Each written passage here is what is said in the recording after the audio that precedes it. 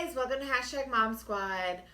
For our Thursday videos, for the first little bit, we're going to try to tell our stories and who we are and let you guys get to know us a little bit more. So for our first Thursday upload, we're going to have Kari tell us her story and how she got to be where she is today. So, go ahead. So I met my husband about 7 years ago. We met, and within 2 months we were engaged, and within 9 months we were married. So we really didn't know each other very well. We were still kind of in that getting to know you phase, and just happy and enjoying life. We lived about between 30 to 45 minutes out of town, but we both worked in town. So about 7 months after we got married, we decided we wanted to get closer to town. So we moved, and we bought a house that was about 30 years old, so it definitely needed some remodeling and fixing up. And so I made a list of things that I wanted done in the house. And my husband is one of those get it done quickly, and move on kind of guys. So he got working on my list, which I loved, but at the same time it came with a price, because he started working on things and I didn't know how to help him. I'm not even sure I know how to use a hammer. So he kind of did his own thing, and I started doing my own thing, and that quickly became a routine for us. He was over here and I was over there, and we would just see each other in passing. And so we over time we became very instead of getting closer together, we became two separate people, and that's super dangerous for a marriage. So one of our biggest arguments in our marriage was children. I wanted lots of them, and he wanted none. So he, before we got married, he said he could maybe see himself with one, and so it got to the point where he was just, I don't want any, and I wanted lots. And so I was like, well, let's try for at least one. And so he reluctantly agreed to that. And so I think even that, though, while we were trying, I think he was so scared that I was going to get pregnant, that he even avoided me even more. Subconsciously, like, I'm not sure he meant to do that, but he definitely did. And so we quickly became seeing each other in passing. I would tell him, I feel like a roommate and not your wife. And so we would try doing different things to help, but I think we didn't know how to accept each other's love language, and we didn't know how to we didn't know like how to give the other person the love that they needed, and then accept how they're showing it, and vice versa. And so during this time that we were trying, I started working at a group home for behavioral traumatized teens, and I loved my job. I loved working with the teenagers. I loved seeing the progress that they were making, and helping, and so I really poured myself into my work, and so I would work late nights. I worked about 45 minutes away, so we just got if I would supposed to get off at 7, but a lot of times the kids would need something, or go into different behavior, and I would have to stay and do paperwork and things like that. So it got even more time away from me and my husband.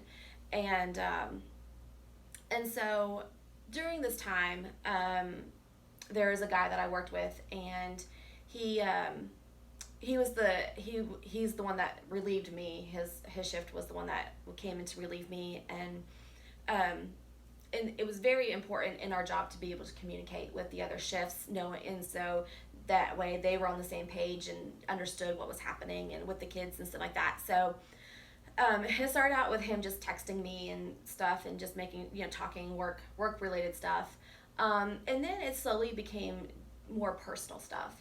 And at first, like I was flattered at first, because it'd been a long time that somebody had paid attention to me like that, and so, um, but I knew it was inappropriate, and I told my husband about it, and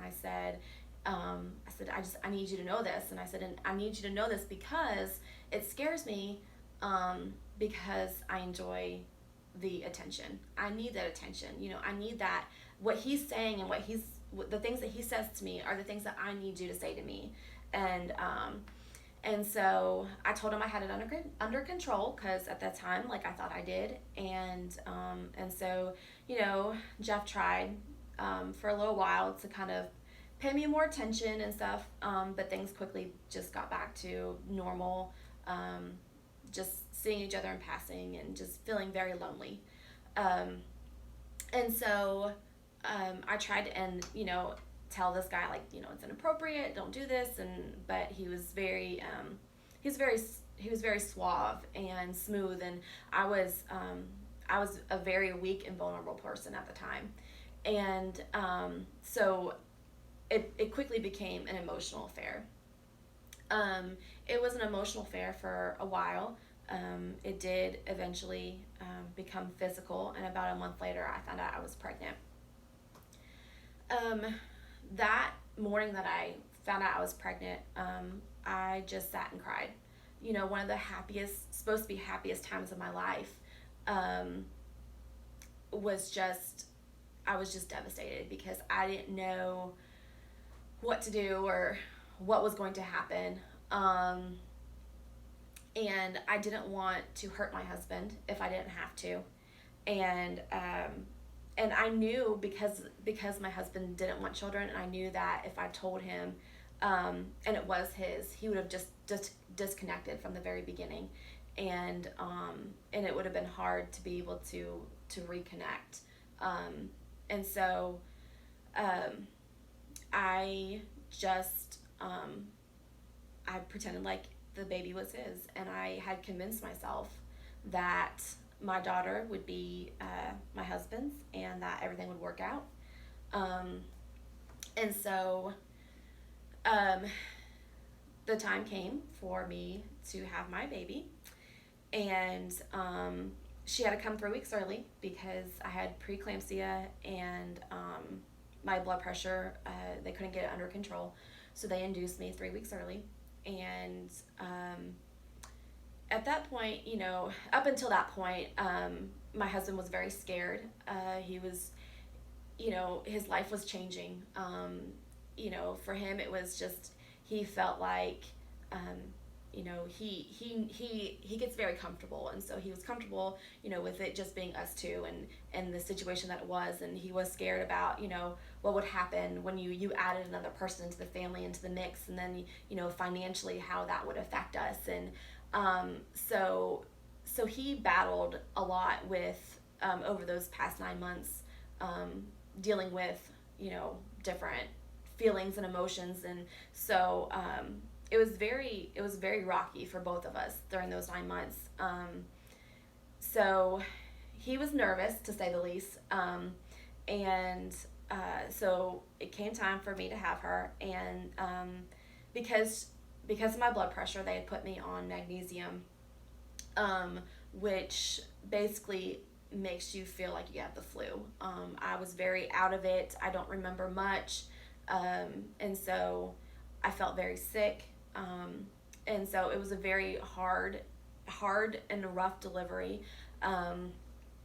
In fact, I almost bled to death, and so there was just a lot of things that were happening physically, on top of the emotional stuff, and so she was born at 6:52 in the evening, and I did not get to see her or hold her till probably close to 10:30, 11 o'clock, before I actually got to see her, just because they were working on me, and so my husband immediately went with the baby, and they got her cleaned up and bathed and all their stuff for her, and he came back, and he was so in love with that little girl. He was just beaming from ear to ear. He it was like I finally saw him be the person that I knew he could be and would be.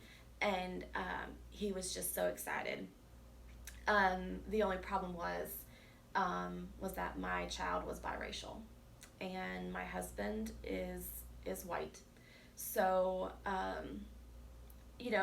at first, like I kept thinking, okay, well, I have dark hair. I had dark hair when I was born, and she'll she's jaundiced. She'll lighten up, and I kept convincing myself that she was still my husband's baby, and it wasn't until a couple days later when we were discussing blood types, and the nurse took me to the bathroom, and she said, I need you to understand what's happening. And she said, there's, with your baby's blood type and your blood type and your husband's blood type, there's no way that your child, can be your husband's. And I remember just saying, okay. And she was like, I need to know if you're okay. And I said, I'm okay. She goes, I need to know. And I said, I'm okay.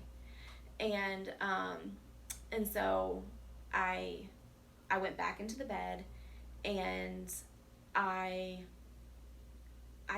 needed a couple days to just process everything and figure out how I was going to tell my husband and what I was going to say. And I wanted some normalcy. I just wanted to play house for a couple days. And because of the complications, and because my daughter had the medicine also because of the IV that was in me and stuff, she wouldn't eat, and so her blood sugar dropped really low, and then she became jaundiced, and it got pretty bad because she wouldn't eat and she couldn't flush all that stuff out.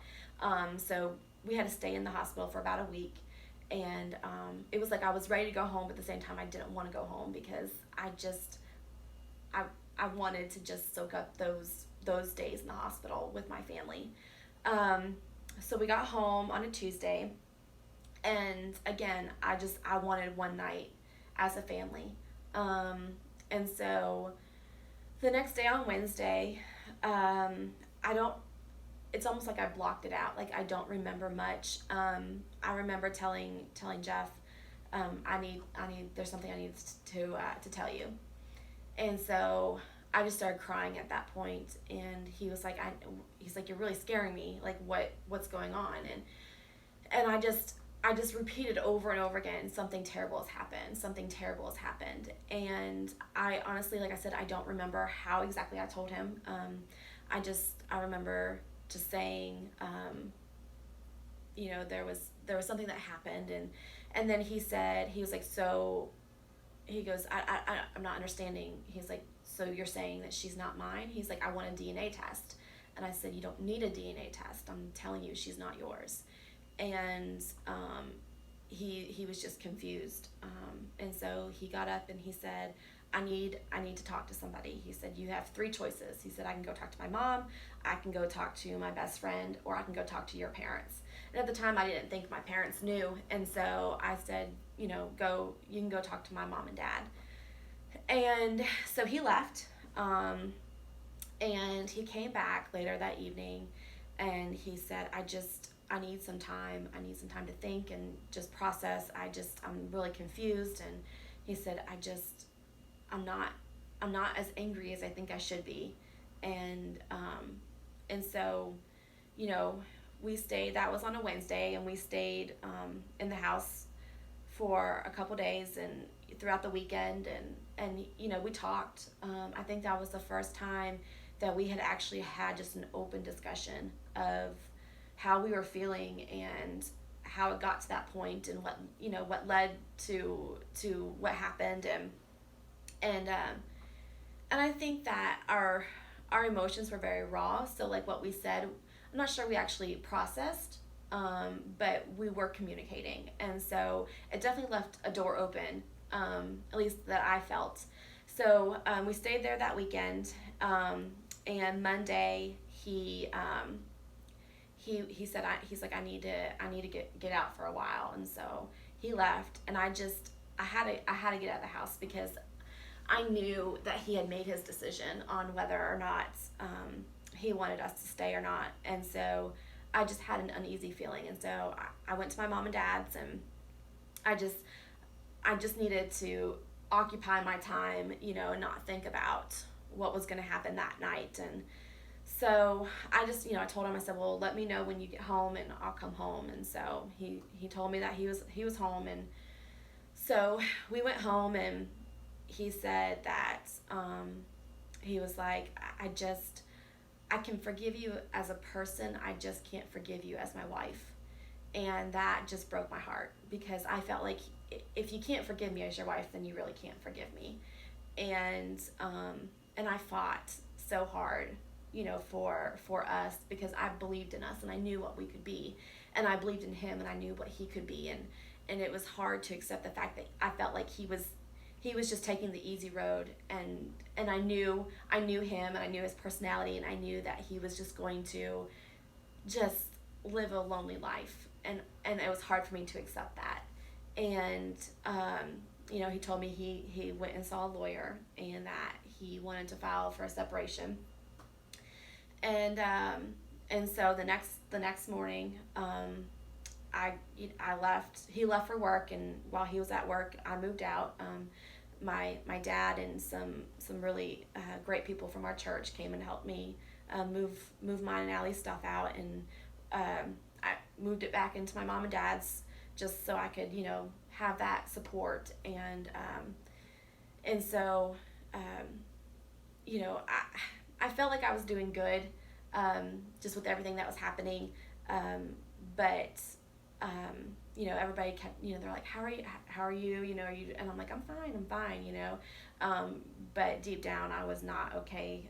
I couldn't process things. I couldn't, it was hard for me to even to go back to work, just being able to, just focus on something. I didn't know how to focus, and my mind kept going back to, I would look at a clock and I'd be like, oh, if I was home, this is what we'd be doing. And, constantly thinking about what Jeff was doing. And, I read this one time, and it said, the hardest thing you'll ever have to do is mourn somebody who's still alive. And that was so true, because I was mourning the death of a relationship, but not the death of a person. And so, I feel like I never got that closure. And I started going to counseling. My dad he didn't force me, but he highly encouraged me to go to counseling, and I didn't want to at first, but it really helped me. Not just being able to accept what had happened, but just learning who I was. I didn't know who I was. I felt lost. I felt like, because she asked me halfway through our session one day, she goes, who are you? And I didn't know what to say. I didn't know. How do you answer that, And I said, I don't know. I don't know who I am. And that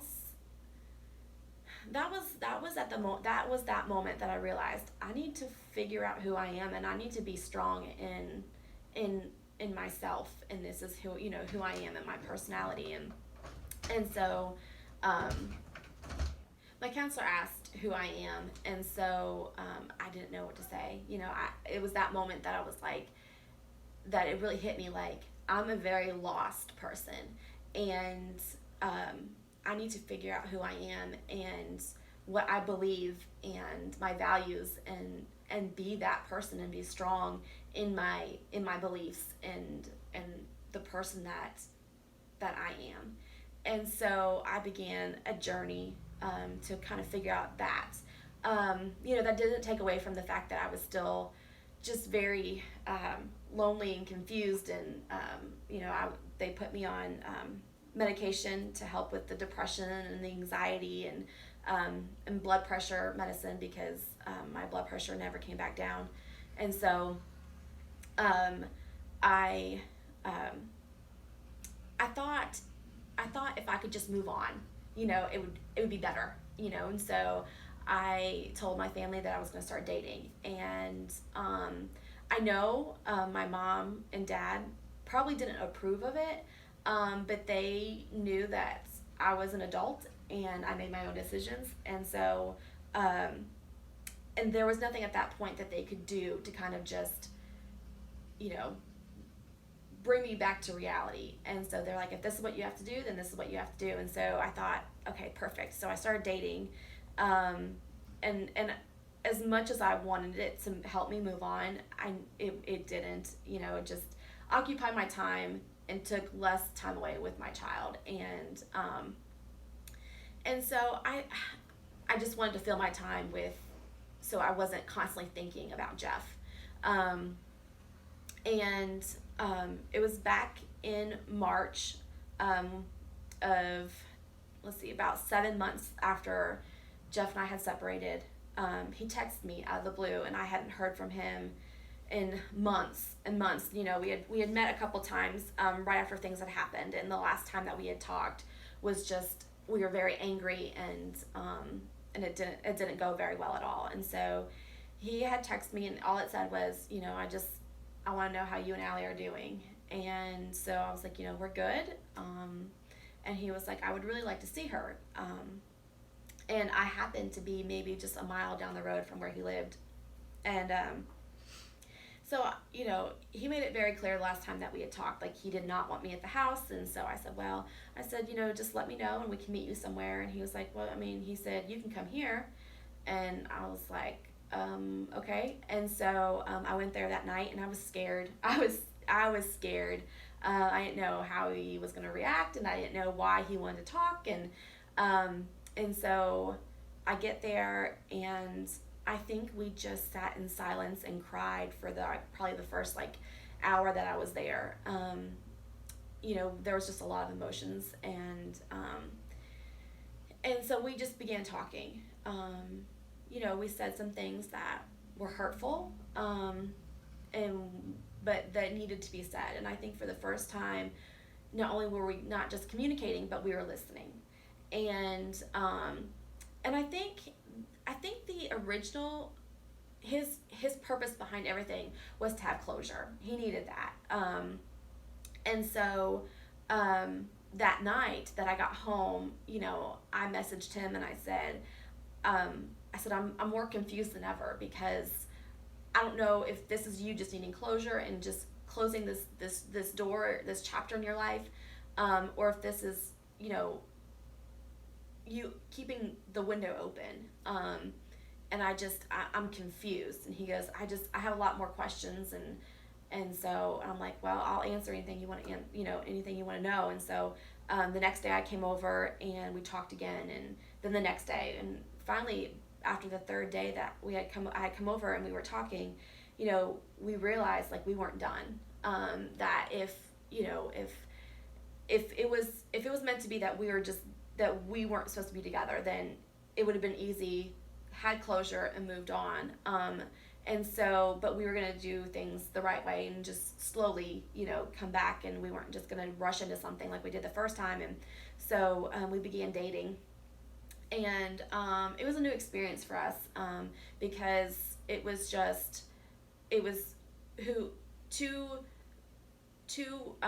raw people. We were just very, we both had gone through so much in those past 7 months, and we both were finding ourselves.